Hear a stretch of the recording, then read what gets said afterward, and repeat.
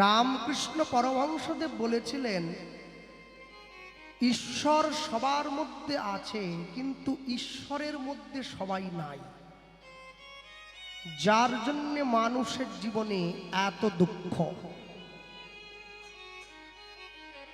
যে গরুটা বারবার শিং দিয়ে তেড়ে আসে গুঁতোতে, ওর মধ্যেও ঈশ্বর আছে। তাহলে যে মানুষটা বারবার গরুটার কাছে ছুটে যাচ্ছে, গরুটাকে দড়ি ধরে টেনে দিল, শিংটা ধরে নাড়িয়ে দিল, মানুষটার মধ্যেও ঈশ্বর আছে। এবারে পাশ থেকে আরেকজন ওই লোকটাকে বলছে, তুমি গরুটাকে বেশি বিরক্ত করো না, ও কিন্তু তোমায় গুঁতো দেবে। ওই পাশের ব্যক্তির কথা না শুনে যখন গরুটাকে আবার বিরক্ত করতে গেল, গরুটা শিং দিয়ে গুঁতিয়ে ওকে মাটিতে ফেলে দিল। তো ব্যথা পেয়েছে, উঠে দাঁড়িয়ে ভগবানকে বলছে, কোথায় গরুটার মধ্যে যদি তুমি থেকে থাকো, তাহলে আমার মধ্যেও তুমি আছো। কই গরুটা আমায় গুঁতো দিল কেন? কই তুমি যে গরুটাকে বাধা দিলে না যে গুঁতো দিস না, ওটা মানুষ। পাশ থেকে দাঁড়িয়ে থাকা লোকটা বলছে, আমি তো তোকে বাধা দিয়েছিলাম, ঈশ্বর তো আমার মধ্যেও আছে। তুই যদি আমার বাধাটা শুনতি, তাহলে তুই গুঁতো খেতি না। হ্যাঁ, জানিয়া শুনিয়া জীবের ভক্তি না জন্মাইল, মহাপ্রভু বলে মোর কিছু এলো আর না গেল। আমি বলে গেলাম, পালন কেউ করল না, সেটা তার ব্যক্তিগত ব্যাপার। আসল ছিল বলে নকল এসেছে, আসল না থাকলে নকল আসতো না। 500 টাকার জাল নোট তখনই বাজারে বেরিয়েছে যখন 500 টাকার আসল নোটটা বাজারে পাওয়া গেছে। তারপর শুদ্ধ ভক্ত বৈষ্ণব জগতে আছে বলেই অনাচারীগুলোকে মানুষ দেখতে পাচ্ছে। যদি শুদ্ধ বৈষ্ণব না থাকতো, অনাচারীগুলোকে দেখতে পেত না।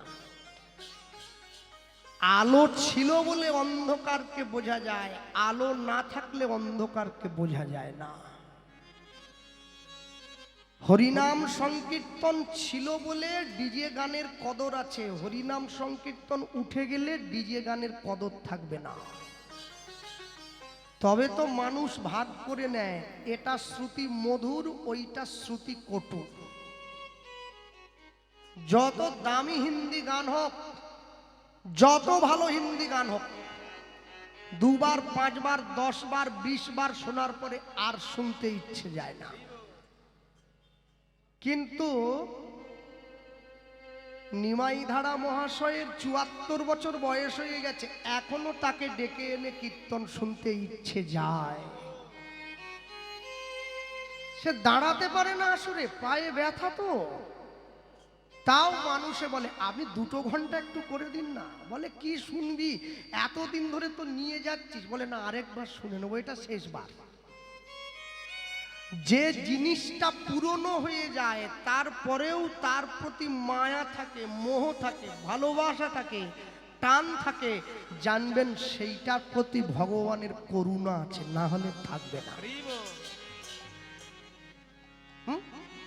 তাই যদি না হয়, তাহলে একই হরিনামের বাসর কি প্রত্যেক বছর বছর হওয়ার কথা নাকি? গ্রামে একবার হয়ে গেলেই তো ফুরিয়ে যেত। প্রতি বছর হচ্ছে, আগামীর চিন্তা এখন থেকে হচ্ছে, আগামীতে আরেকটু ভালো করে করব। কেন এই বোধ?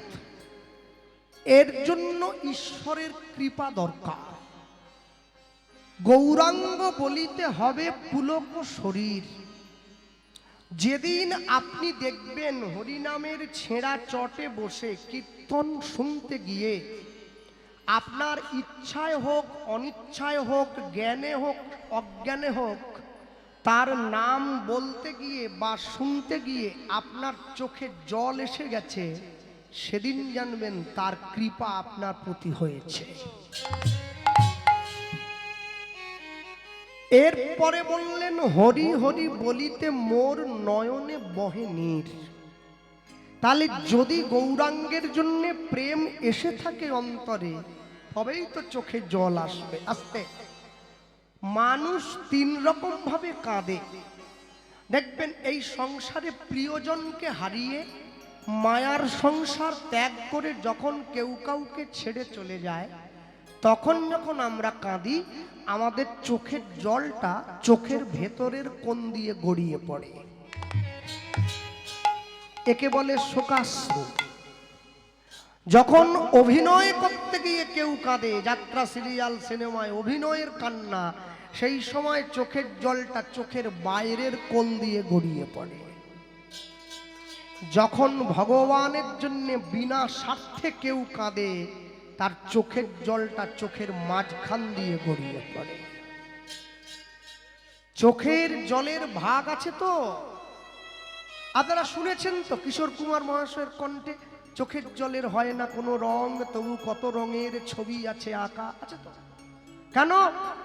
জলের রং হয় না, কিন্তু বিনা কারণে চোখে জল আসে না, তার কারণ থাকা চাই। বৈষ্ণব মহাজন লিখছেন, কি করলে তোমার কৃপা পাওয়া যায়? পরবর্তী পংক্তিতে, বলো আর কবে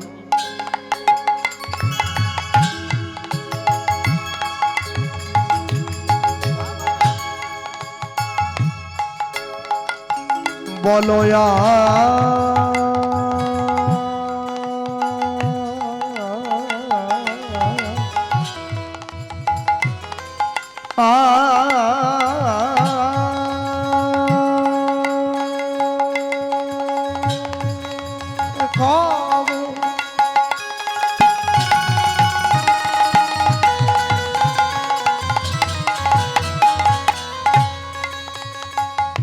বলো আর কবে, আর কবে, আর কবে নিতাই চাঁদ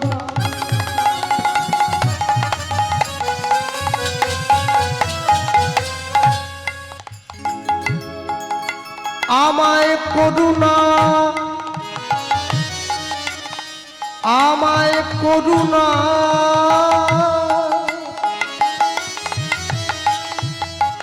আমায় করুণা, করুণা করিবে। বলো আর কবে নিতাই চাঁদ দয়াল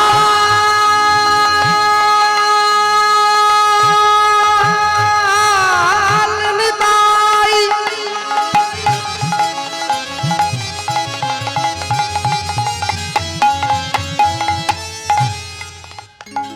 নিতাই,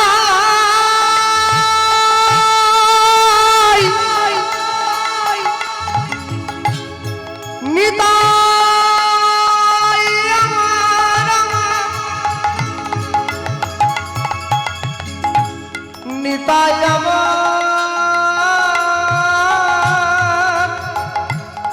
নিতাই আমার,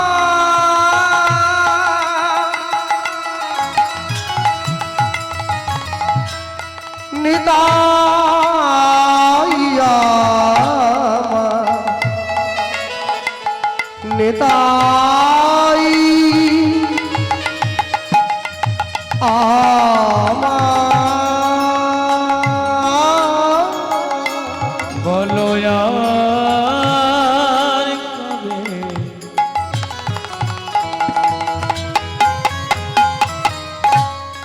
নিতাই চাঁদ রুদ্ধনি নিতাই গৌর হরি বল। আমায় করুণা, করুণা, করুণা,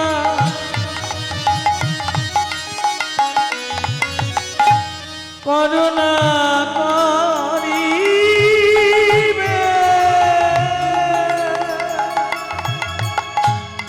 করুণা করিবে। আমায় করুণা করিবে, গো সংসার বাসনা মোর কবে দূরে যাবে অগ সংসার বাসনা অগ কবে দূরে যাবে বল বিষয় ছাড়িয়া কবে শুদ্ধ হবে মোর কবে হাম হে রব সেই মধুর বৃন্দাবন ওই না কবে হাম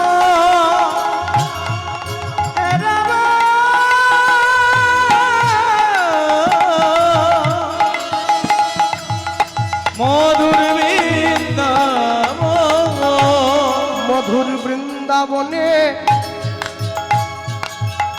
আমি কবে বা যাব মধুর বৃন্দাবনে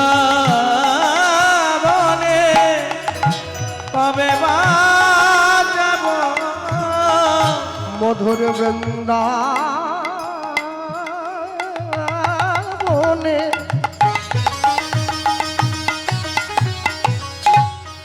আমি কবে বা যাব মধুর বৃন্দাবনে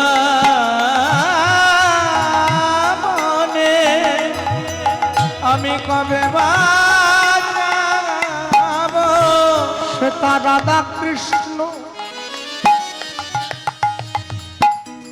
যুগল চরণ সেবা করিব মধুর বৃন্দাবনে কবে বা যাব আমার তাপিত পরা শীতল হইবে বৃন্দাবনে কবে বা যাব আমার ভবের জ্বালা জুড়াইবে বৃন্দাবনে কবে বা যাব আমার ভবে আসা যাওয়া আর বিফল হবে না গো বৃন্দাবনে কবে বা যাব আমি তোমার চরণে শরণ লইব বৃন্দাবনে কবে বা যাব অন্তিম কালে তোমার চরণ পাব বৃন্দাবনে কবে বা যাব আমার আসা যাওয়ার মোহরবে না বৃন্দাবনে কবে বা যাব তোমার চরণে ঠাই লভিব তাই লভিব তোমার চরণে ঠাই লভিব। বৃন্দাবনে কবে যাব বৃন্দাবনে কবে যাব বলি কবে হব রব মধুর বৃন্দাবন ওই না কবে হব রব মধুর বৃন্দাবন যে মদ খায় তার নেশা কেটে যায় মদ যাকে খায় তার নেশা কাটে না যে সংসার করে সে সংসার থেকে বেরিয়ে যায় কিন্তু সংসার যার মধ্যে ঢুকে যায় তার বেরোনো কিন্তু কষ্ট আছে হ্যাঁ দেখবেন আমরা কীর্তনে বলে থাকি প্যাকাল মাছ পাকে থাকে গায়ে পাক লাগে না আচ্ছা এত সোজা নাকি প্যাকাল মাছের মতো চামড়া তৈরি করতে গেলে ভাগ্যের দরকার হয় প্যাকাল মাছ পাকে থাকে গায়ে পাক লাগে না এটা বলে দেওয়া সোজা ওই গাটা তৈরি করতে অনেক কাঠখড় পোড়াতে হবে এমনি হবে না এর জন্য ভজনের দরকার আছে বাবা মরে যাচ্ছে মৃত্যু শয্যায় শুয়ে আছে আধ ঘন্টা পরে দেহ ছেড়ে প্রাণ পাখিটা চলে যাবে তো মজার ব্যাপার তো সেখানে খাতা বন্ধ সেকেন্ডের মধ্যে এখানে পাতা বন্ধ আমি চোখের পাতার কথা বলছি ভগবান তো সুপারভাইজার মাঝে মাঝে খাতা চেক করে চিত্রগুপ্ত সব সময় লিখছে তো হ্যাঁ কোনোটা ফাঁকি দেওয়ার জায়গা নেই আমি লুকিয়ে আড়ালে গিয়ে একটা বিড়ি খেলে সেটাও লেখা হবে যে কীর্তনও করে আবার বিড়িও খায় ওটা বাদ যাবে না লেখা হবে তা আমি আপনাদেরকে ফাঁকি দিলাম ও সিসিটিভি ক্যামেরা বসিয়ে রেখেছে ওপরে ওটা তো ফাঁকি দেওয়ার জায়গা নেই যার ব্যাংকে, যে ব্যাংকে চুরি হয়ে গেছে, পরে শোনা গেল চোর নাকি ক্যামেরার ওপরে পিছন থেকে কালো কাপড় বেঁধে দিয়েছিল, তাই আর ছবি ওঠে নাই। পরে শোনা যায় রক্ষা করার দায়িত্ব যে সিকিউরিটি গার্ড ছিল সে নাকি ভাগ পেয়েছে, ওই জন্য ক্যামেরা বন্ধ করে দিয়েছে। তাই এই সিকিউরিটি গার্ডকে টাকা দিয়ে মুখ বন্ধ করলেন, ওখানে সিকিউরিটি গার্ডকে কি দিয়ে মুখ বন্ধ করবেন? ও ঘুষ খায়ও না, ঘুষ দেয়ও না, ও যা হবে পরিষ্কার লিখে রেখে দেবে। তবে তো এই কথা সাজে সত্যের জয় অনিবার্য হয়। তাহলে এখন আশ্চর্যের বিষয়, বাবা মৃত্যুর সঙ্গে পাঞ্জা লড়ছে, ছেলে ছুটে এসেছে, আমার হাত ধরে ডাকছে, তোর পাড়ার দাদু তুই আয়, তুই একটু হরিনাম শুনি দিবি। হ্যালো, হ্যাঁ রে, আরে আমি তো লীলা কীর্তন করি, নামের দলকে ডেকে নিয়ে যা, নাম কীর্তন যারা গায় তারা। বলছে না, নামের দলকে ডাকলে আবার পয়সা দিতে হবে, তুই তো বাড়ির পাশের ছেলে, এত পয়সা নিবি নি, আয় চলে একটু নাম শুনে দিবি আয়। সম্পত্তি এমন ভাবে বাড়াবেন না। 10 বিঘে মাগুর মাছের চাষ করেছেন, এমন বড় সম্পত্তি বাড়িয়েছেন, আপনার মরার সময় আপনার ছেলে ডাক্তার ডেকে না এনে আগে উকিল ডেকে আনছে, বলে বাপের সম্পত্তি ভাগ করিয়ে ডাক্তার পরে ডাকলেও হবে। আর নামে কত দিয়ে গেল, সম্পত্তি বাড়িয়ে দিয়েছে বিরাট। তা আমি গিয়ে, বৃদ্ধ শুয়ে আছে, রামকর্তালটা নিয়ে কানের কাছে বাজি, হরে কৃষ্ণ হরে কৃষ্ণ কৃষ্ণ হরে রাম হরে রাম রাম হরে হরে। আধ ঘন্টা পরে সে বয়স্ক মানুষ চোখ মেলে তাকিয়ে তার নিজের ছেলেকে ডেকে বলছে, কোন জায়গার জমির খদ্দের? সে বুড়ো মনে ভাবছে আমি জমি কিনতে গেছি খদ্দের। তার ছেলেকে বলছে 4 লাখ টাকা শতক বাবা, কমে দিসনি, ঠকে যাবি। আমি ওর ছেলেকে গিয়ে বলছি, হ্যাঁ রে, তোর বাপের ভিতরে তো জমি বসে গেছে রে, মরার সময়ও জমি ছাড়তে পারেনি। হ্যাঁ, হরিনাম কানে ঢোকে নিয়ে আমি নাম দিতে এসছি, আমাকে বলছে কোন জায়গার জমির খদ্দের। সারা জীবন ধরে ক্যাগড়ার মতো শুধু মাটি আজড়ে, এ আলের মাটি ও আলে তুললো, ও আলের মাটি এ আলে তুললো, জমি ভিতরে ঢুকে গেছে, আঙুল খড়ে চলে গেছে, তবু জমি ছাড়েনি। জীবন থেকে আমরা সহজে কেউ পালিয়ে যেতে চাই না, কিন্তু যেতে আমাদের হবে। জীবনের ফাইনাল খেলাটা যার বিপক্ষে যে খেলতে হবে তার নাম হচ্ছে মৃত্যু, আর যেখানে আমাদেরকে হার মানতেই হবে। তাহলে মৃত্যুর সামনে মাথা নত করে দাঁড়িয়ে থাকার থেকে উচিত নয় কি সগর্বে মাথাটা তুলে দাঁড়ানো, যে আমি এমন কোনো কর্ম করিনি যার জন্য তোমার সামনে আমাকে মাথা নত করতে হয়। তুমি আমাকে নিয়ে যাও, তাতে ক্ষতি নাই। হ্যাঁ, আমি গত বছর আমাদের এখানে এসেছিলাম, রাত্রি 10টায় আমার আসর ছিল, আমি তখনই মনে মনে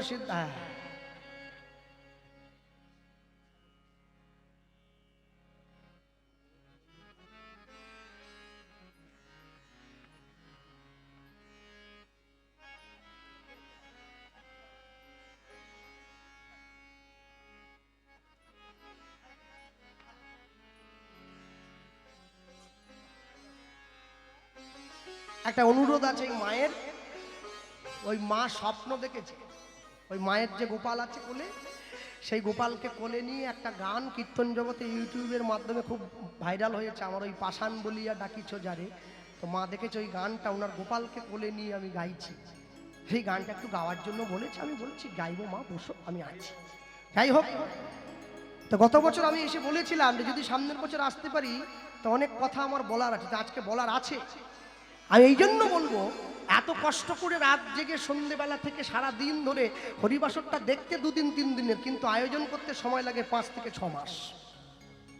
1 বছর ধরে চেষ্টা করে মানুষের পয়সা এক জায়গায় করে তারপরে হরিনাম হয়। কিন্তু কেন এত কষ্ট করে হরিনাম দেবো, এত কষ্ট করে ভগবানের জন্য আমরা আয়োজন করেছি, এত কষ্ট করে মন্দির বানালাম, প্যান্ডেল মাইক তৈরি করেছি, শ্রোতাদের ডাক দিয়েছি, ভক্তদের আহ্বান করেছি, হ্যান্ডবিল ছাপিয়েছি, কেন করেছি?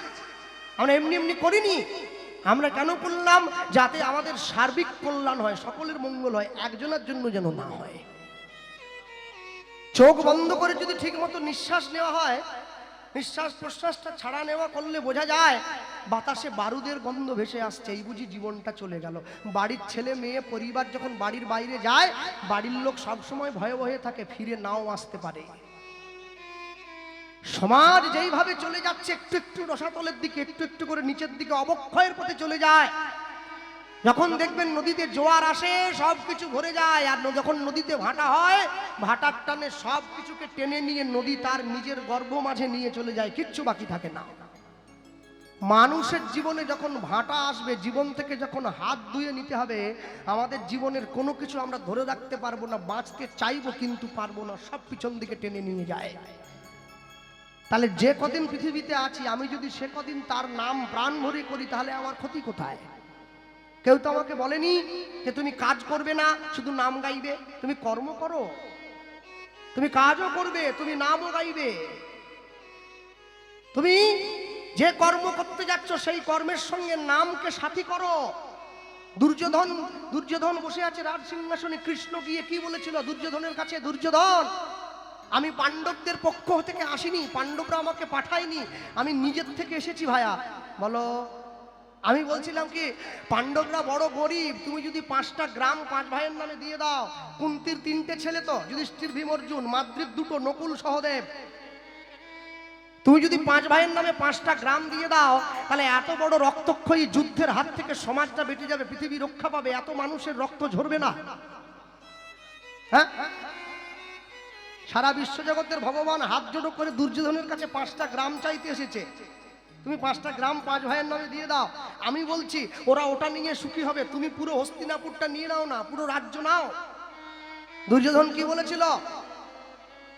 শুনবো না, তোমার কথা কখনো মানিনি, বিনা যুদ্ধে নাহি দেব সুচাগ্র মেদিনী। 5টা গ্রাম তো দূরের কথা, সূচের অগ্রভাগে যতটুকু মাটি ওঠে সেইটাও পর্যন্ত দেব না বিনা যুদ্ধে। ভগবান বলেছিল আমি তোমার কাছে হাত জোড়ো করে 5টা গ্রাম চাইছি, তুমি আমায় দিলে না। ভাইয়া আচ্ছা বলো তো, যুদ্ধ করে যদি তোমার পায়ের তলার সব মাটিটা চলে যায়, তখন থাকতে পারবে তো?